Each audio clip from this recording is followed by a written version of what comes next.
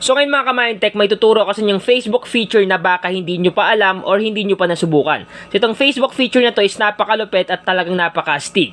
Kaya make sure lang na panoorin nyo yung video ng matapos para malaman nyo yung bagong feature ni Facebook ngayong 2023. So ano natin gagawin guys, kailangan muna natin i-update yung ating Facebook application in case man hindi pa updated. So para ma-update, hanapin nyo lang yung Play Store sa ating cellphone. Once na makita nyo yung Play Store, click nyo lang.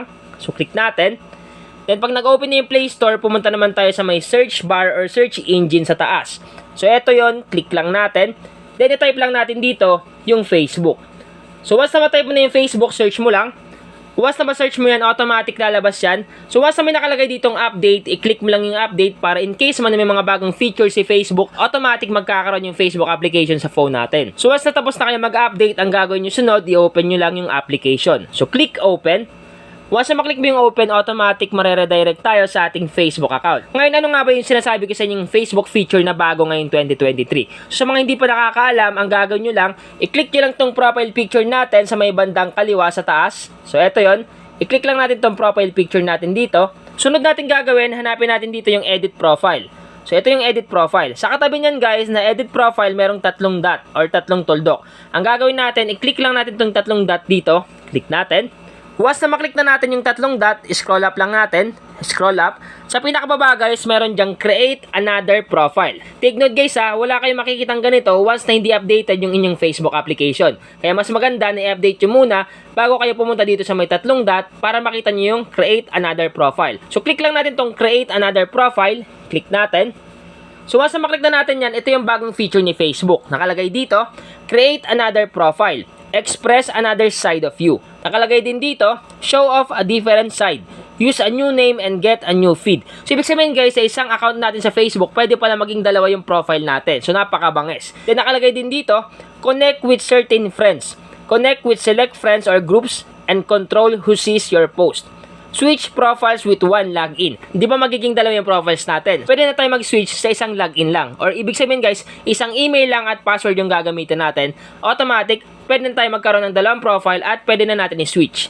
So nakalagay din dito, quickly switch between profiles without a separate email and password. So yun nga yung sinabi ko. So ngayon guys, ano nga ba yung purpose ito? So yung purpose ito guys is magkakaroon tayo ng panibagong profile. Sa isang Facebook account natin, meron na tayong dalawang profile. So paano nga ba ito gawin? So ang gagawin natin, click lang natin itong get started dito sa baba. Click natin. Once na maklik mo na yung get started, ito yung lalabas. Nakalagay dito, what do you want to go by? Use what people already call you or get creative. You can change it anytime. So guys, pwede kayo maglagay dito ng kahit anong name. Yung halimbawa kadalasan na tinatawag sa inyo, yung mga nickname nyo, kahit anong name na gusto nyo ilagay. So sa akin, nilalagay ko dito, Mindtech. So lagay natin Mindtech. Once pala na ma-type mo yung ilalagay mong name dito, automatic maglo-loading yan at magkakaroon dyan ng checkmark. In case man na available yung nilagay mong name. So nakalagay dito, this is your display name when you post, comment, or do anything under this profile. So ibig sabihin guys, pag meron dyang green na checkmark, available yung name na nilagay mo. Pero kung kulay red dyan yung nakalagay, automatic hindi yan available. So magpapalit ka. So halimbawa okay na, nakalagay ka na ng profile name mo at nagkaroon na ng checkmark na kulay green, ang susunod natin gagawin, click mo lang tong continue dito. Click continue. So ngayon automatic, eto na yung ating pangalawang profile sa Facebook natin. Nakalagay dito, Mindtech.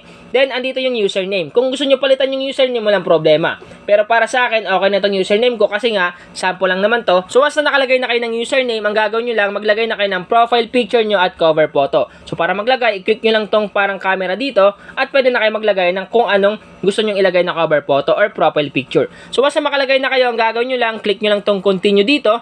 Then once na maklik na natin yung continue, lalabas siya. Nakalagay dito yung important profile information. So basahin nyo na lang yan, yung control your settings, be mindful of what you say or do, accessing your profiles, and how your info is used. So basahin nyo lang yung mabuti para mas maintindihan nyo kung ano nga ba yung mga sinasabi dito. So once natapos nyo ng basahin at naunawaan nyo na, ang gagawin nyo sunod, click nyo lang tong create profile. So once sa clinic mo tong create profile, automatic magkakaroon na kayo ng pangalawang profile sa ating Facebook account. So ngayon, i-click natin tong create profile para makita nyo yung pag-create natin. Click natin tong create profile.